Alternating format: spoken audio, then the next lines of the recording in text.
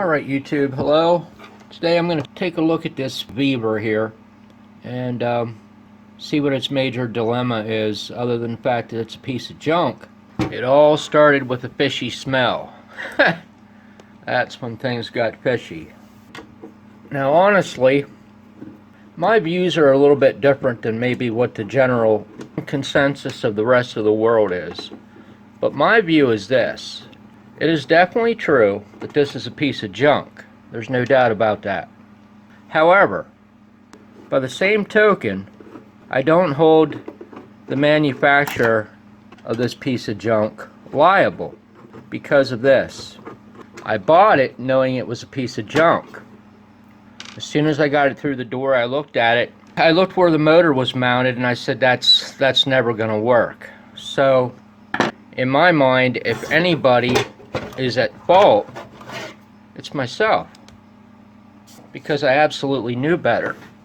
Don't buy junk like this, man. This is the dilemma here.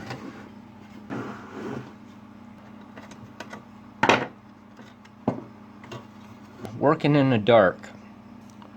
Well, this thing clearly melted. There's no doubt about that. That doesn't surprise me either.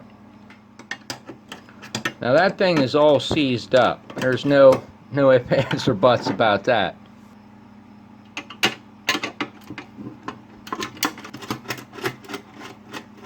Anybody that buys one of these piece of junk hot plates, invest in a 9/32 nut driver, because chances are you're probably going to need it.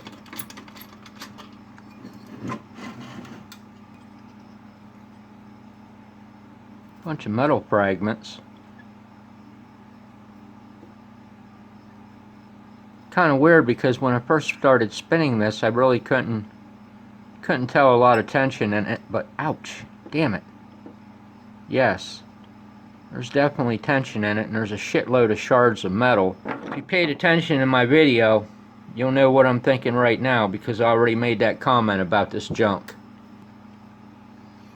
Judging from how hot I thought this motor would be and how long it ran, man, I just can't imagine there's going to be such thing as fixing it, but you know, you never know.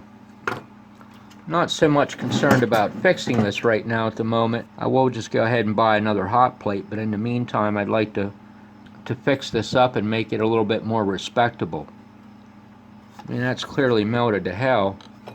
Worst case scenario is the solder's going to melt off the back of the board. This thing should have had a damn heat shield. There's no doubt about it.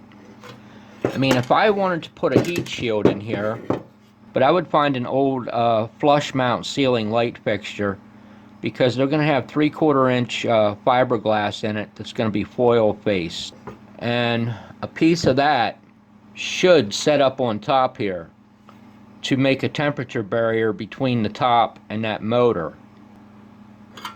I mean, there's going to be heat transfer through the magnets, through the shaft, because this top of this cover here gets hotter than Hades. This thing here is a damn train wreck in the highest extent.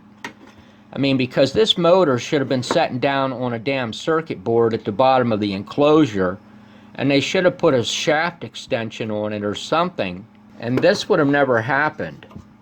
I mean, who in the hell puts a motor right in the center of a heating element?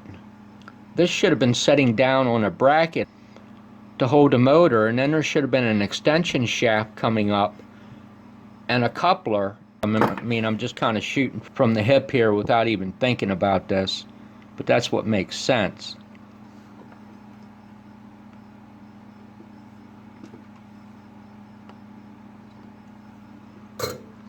It spins, but it has tight spots. Quality piece of work right there.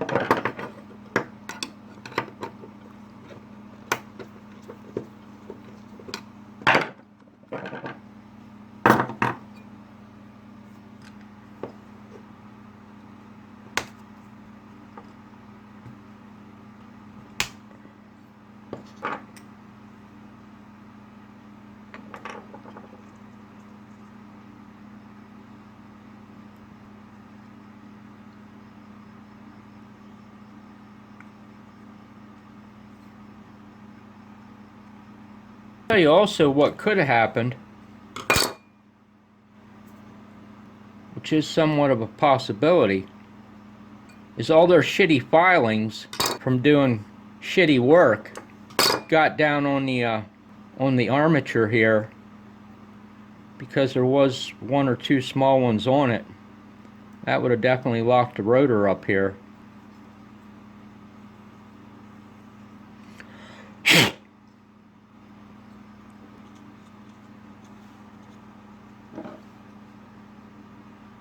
I'm not sure if I got the brushes back on or not. That's a little shady to get them little brushes back on, but I think I might have. Well, shoot. Don't have anything to recrimp them.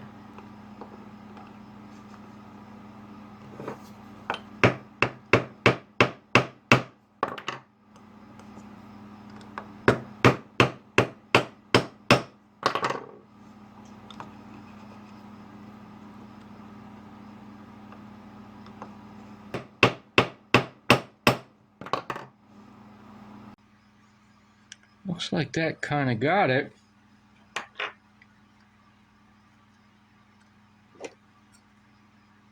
Not sure if the brushes are on or not. Crossing my fingers on that one. Look at that. Actually spins now. There's something about getting metal fragments off of magnets. I do it with this because then the splinters go in and stick to the cotton ball and the magnet can't suck them back. Getting back to the swing of things here. I'll also check this wire wound too. 2.2K. So we got 1.257. Well, I'll tell you what. You try to work on this piece of junk, you're going to lose your mind. That's a disclaimer. Don't do this, because you will lose your mind, and next thing you know, you'll be making whacked out videos like I do. Well, it goes down in that direction. Goes up to 2.2K in that direction. That looks good. Basically goes to 0. I think it's okay. All right. This is a whole box of stress right here. This is what I just noticed here. I'm kind of thinking in my head, was this right? Does the AC line come over here and connect on this barrier block? Because I've had problems with this unit ever since the first time I opened it up, meaning problems with it not making sense the way that it's wired here. So just in kind of double checking that I put the wire back where it was supposed to be, and tracing it out in my head here, the other side of the AC circuit is actually going through this wire right here. That's kind of pretty amazing to me. It's actually going right back to the neutral. So that this here is actually in series with the heating element and the AC line. So if this was a 200 watt element in here, certainly I don't know that it is, because I didn't check it in any way, shape, or form, but it would draw about 1.7 amps. So about 1.7 amps through this piece of probably 22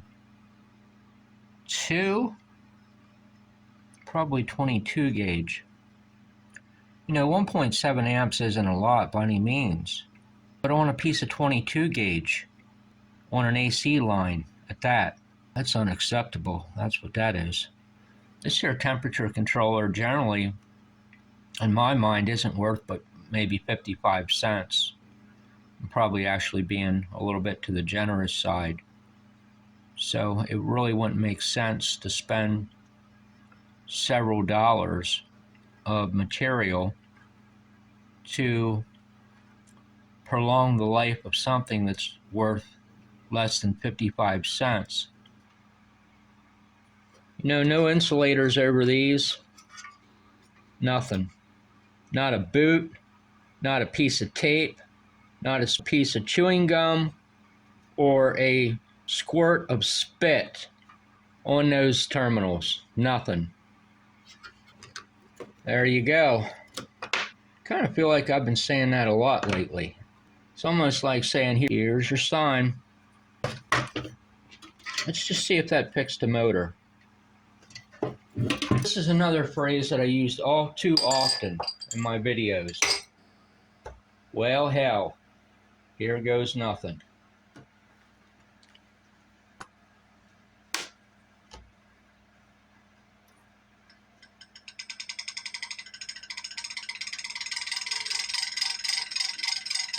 Spin, baby, spin!